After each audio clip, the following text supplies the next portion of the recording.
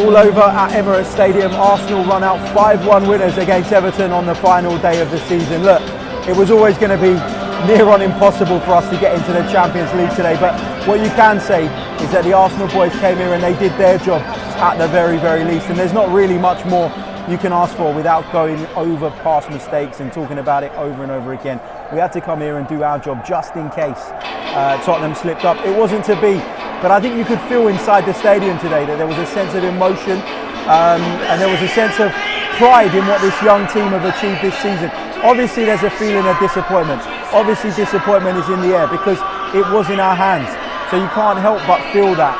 But I think 5th place is about right for where this team are, for the level that we're at, for the squad that we have, for the fact that we've got a young, up-and-coming, developing manager. And look, we'll talk about it in more detail on the podcast. Of course, later on today, we'll talk about the performance today. We'll discuss where this leaves us. We'll talk about how we cope with that disappointment and how we'll probably look at things a little bit differently once the dust settles in a few days' time.